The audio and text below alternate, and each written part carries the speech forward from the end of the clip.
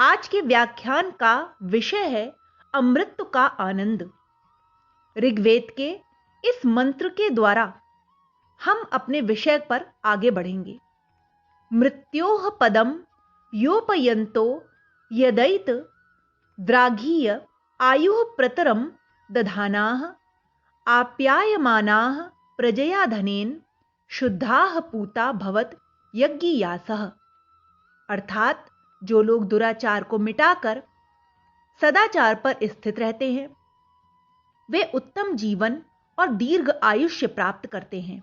धन और संतान युक्त होकर शारीरिक और मानसिक पवित्रता प्राप्त करते हैं। इसका संदेश यह है कि मनुष्य जीवन ईश्वर का एक अनुपम उपहार है। जो सुविधाएं किसी जीव जंतु को नहीं मिली वे मनुष्य को मिली हैं। हंसना, बोलना, लिखना, पढ़ना, सोचना, परिवार, चिकित्सा, उद्योग, निवास, वाहन, मनोरंजन आदि के जितने जैसे सुविधा साधन मनुष्य को मिले हैं वैसे क्या और किसी प्राणी को उपलब्ध है? नहीं, मनुष्य पर ही ईश्वर का यह विशेष अनुग्रह है। संसार में प्रत्येक प्राणी जन्म लेता है और कुछ काल के बाद मृत्यु को प्राप्त भी हो जाता है। मृत्यु का पांव कब उसे कुचल दे कोई नहीं जान सकता।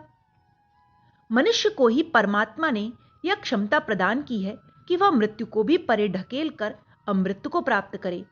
संसार में मृत लोगों के समान अपना जीवन व्यतीत न करके अमर पुत्रों की तरह दृढ़ता से रहे। इतिहास और श्रेष्ठ पुरुषों के चरित्रों का अध्ययन करने से यह तो स्पष्ट होता है कि व्यक्ति की उन्नति के लिए कुछ गुण अत्यावश्यक हैं। वे गुण मानवता की ही कसौटियां हैं। जिनके पास जितने परिमाण में यह गुण होंगे उस परिमाण में ही उस व्यक्ति में श्रेष्ठता आएगी और वह अमर हो जाएगा। संसार के सभी महापुरुषों के जीवन इन्हीं गुणों से परिपूर्ण है। इन गुणों की सीढ़ियां चढ़े बिना अमृत के सिंहासन पर कोई भी आरूढ़ नहीं हो सकता। गीता में इन गुणों की महिमा अनेक स्थानों पर अनेक प्रकार से वर्णित है। इन गुणों को दैवीय संपदा भी कहा गया है। इन गुणों को अपने जीवन में धारण करने से ही मनुष्य संसार में अमर हो सकता है। हमारा देश महापुरुषों का देश है। प्रभु श्री रामचंद्र जी से लेकर आज तक विश्व कीर्ति के सैकड़ों महापुरुष यहां उत्पन्न हुए हैं। परंतु केवल महापुरुषों के निर्माण से ही काम नहीं चलता। कुछ गिने चुने लोग ही दैवीय संपदा को धारण करके महान बन जाएं और शेष अधिकांश नारकीय जीवन बिताते रहे, यह तो सर्वथा अनुचित है और असंभव भी।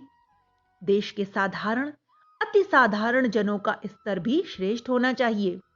हमारी शारीरिक आवश्यकताएं भी अन्य प्राणियों की तरह ही सामान्य हैं और सरलता से पूरी भी हो जाती हैं। पर हम अपनी अतिरिक्त क्षमता को भोग, विलास, संग्रह, अहंकार आदि की पूर्ति में नियोजित करते रहते हैं और भांति भांति के दुराचारों में इस अमूल्य जीवन को बर्बाद कर देते हैं। हम अपने जीवनोद्देश्य से भटक भी जाते हैं और मृत लोगों के समान आयु के बोझ को ढोते हुए जैसे तैसे जीवन की गाड़ी को घसीटते रहते हैं। इसलिए हमें सदैव उचित व्यवहार, आहार, व्यायाम, तप आदि के द्वारा इस शरीर को शुद्ध और अंतःकरण को पवित्र बनाकर यज्ञीय जीवन व्यतीत करना चाहिए।